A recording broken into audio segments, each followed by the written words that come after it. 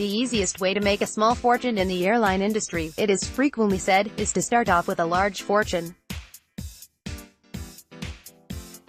For years, Singapore Airlines SIA stood out as an exception to that rule. It was able to deliver good quality service and make a profit at the same time. In 2006, I co-authored a book on how SIA had been able to buck the trend and make healthy profits year after year. During its first 40 years, its innovation, superior service and consistently high profitability earned the airline numerous awards. It became the gold standard to which other airlines and air travelers aspired.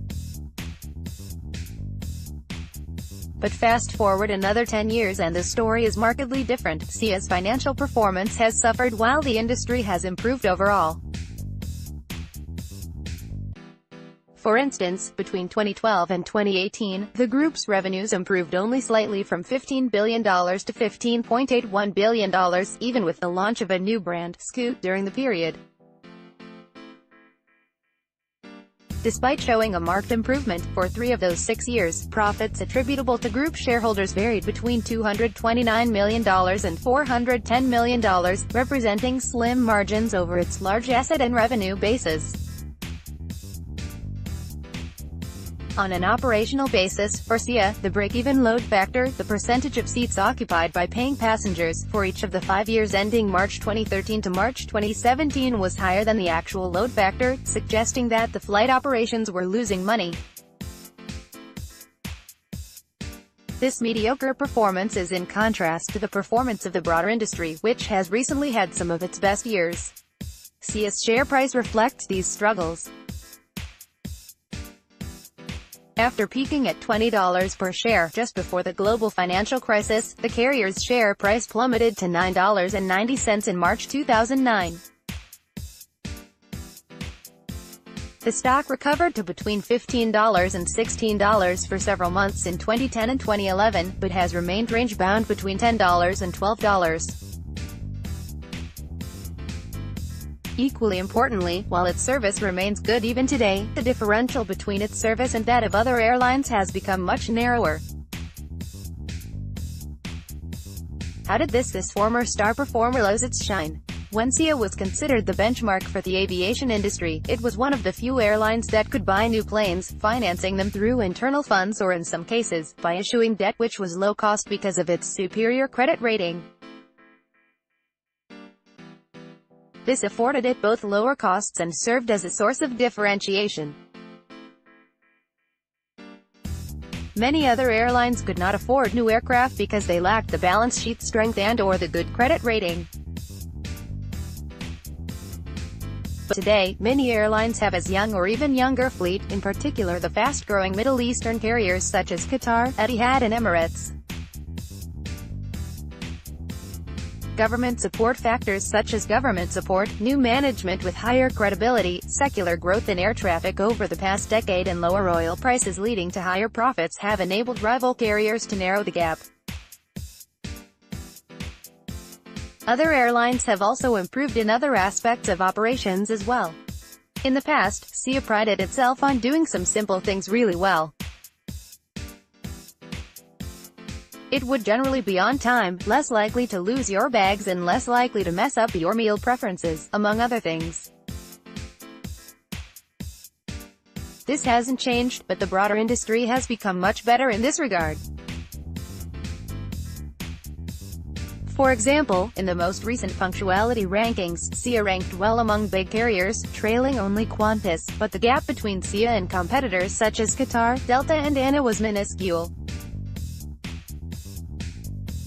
Meanwhile, in an effort to cut costs and maintain profits, SIA has pulled back on some aspects of its service, narrowing further the gap with key rivals. The magical X factor that distinguished SIA from its rivals has been diluted. SIA still does many things well. Its standard operating procedures (SOPs) are generally very good and its emphasis on safety is very strong and rigorously enforced. But these are relatively minor as differentiating factors, and most customers may not even notice that SIA is better in these respects, let alone provide the X factor to justify paying premium fares.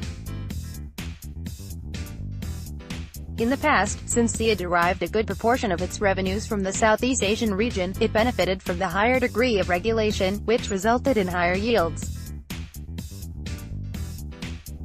As regulations have loosened, new competitors have entered the market and grown and price competition has risen, hence the falling yields. In our 2006 book, we lauded SIA for its excellent cost management. While it is doing this well, notwithstanding its aging fleet, it may be the yield compression that is posing a big challenge for SIA. The outlook for the airline remains challenging. One positive aspect is the relative success of Scoot, its low-cost arm, in its first 5 years of operations. Scoot is competing in a growth segment as people travel more but are also more price-conscious. Fleet renewal, which could both lower costs and help differentiation, poses a challenging situation. Without the strong profits provided by airline operations, it is difficult to buy new planes without running up debts. This increases the risks in an industry easily impacted by many factors beyond the airline's control. The environment is also unlikely to be benevolent. SIA's geographical home is moving towards a knowledge economy, which means fewer business passengers flying into and out of Singapore than in the past. At the same time, the development of new long-range aircraft may soon enable passengers to bypass a layover in Singapore. The challenges faced by SIA show the need for a company to continuously reinvent itself by developing new competencies. SIA must find new inspiration to maintain its differentiation against rivals, and develop new competencies in operating in the budget airline space. The writer is an associate professor in the Department of Strategy. The opinions expressed are his and do not represent the views and opinions of NUS.